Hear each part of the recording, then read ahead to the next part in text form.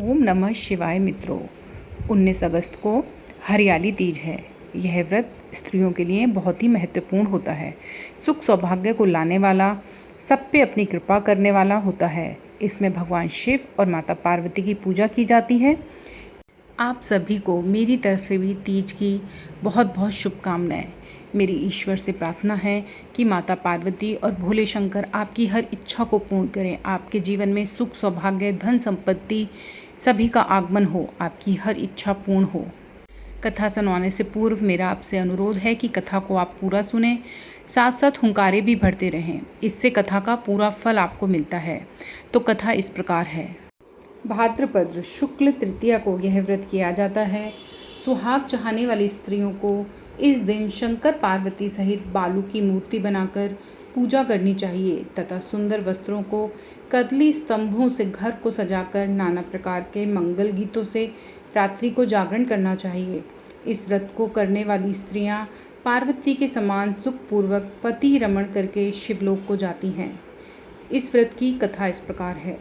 शंकर जी ने पार्वती को कहा, एक बार तुमने हिमालय पर्वत पर जाकर गंगा किनारे मुझको पति रूप में पाने के लिए कठिन तपस्या प्रारंभ की थी। उसी घोर तपस्या के समय नारद जी हिमालय के पास गए तथा कहा कि विष्णु भगवान आपकी कन्या के साथ विवाह करना चाहते हैं। नारद की बनावटी बातों को तुम्हारे पिता ने स्वीकार कर लिया। फिर नारद जी विष्णु के पास गए और कहा कि आपका विवाह हिमालय ने पार्वती के साथ करने का निश्चय किया है, आप इसकी स्वीकृति दें।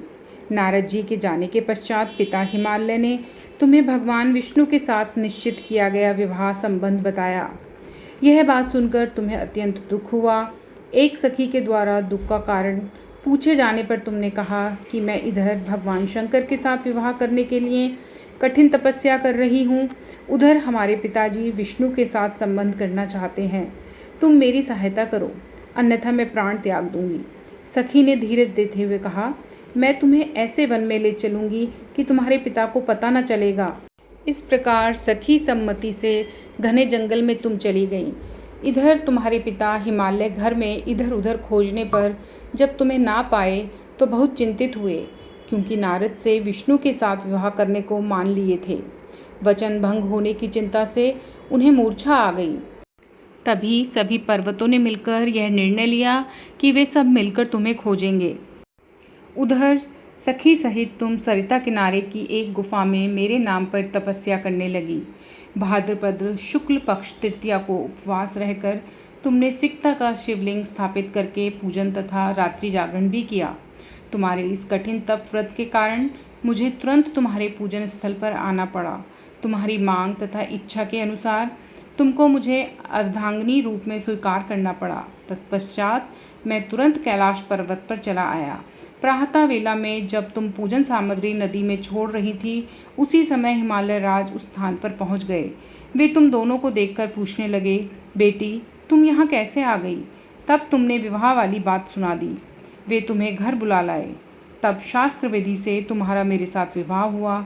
हरतालिका व्रत का नामकरण सखी द्वारा हरि जाने पर इसका हरत आलिका पड़ गया। शंकर जी ने पार्वती से यह भी बताया कि जो स्त्री इस व्रत को परम श्रद्धा से करेगी उसे तुम्हारे समान ही अचल सुहाग मिलेगा। जय हो शंकर भगवान और माता पार्वती की जय हो। भोलेनाथ और माता पार्वती कहानी कहने वाले को, कहानी सुनने वाले को, व्रत रखने वाले को और हुंकार भरने वाले को उसकी हर इच्छा को पूर्ण करे, उसे सुख सौभाग्य प्रदान करे। व्रत के कुछ सामान्य से नियम इस प्रकार हैं।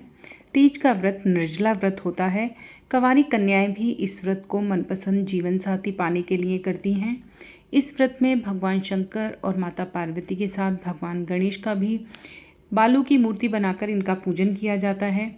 व्रत में स्त्रियां सुहाग की सामग्री माता पार्वती को चढ़ाती हैं, जैसे कि बिंदी, चूड़ी, सिंदूर, आलता, काजल, मेहंदी इत्यादि माता को चढ़ाती हैं।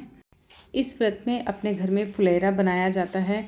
भगवान शंकर माता पार्वती की प्रतिमा को बालू से बनाकर उनकी पूजा की जाती है। प्रदोष काल में इस व्रत की पूजा बहुत ही महत्वपूर्ण होती है।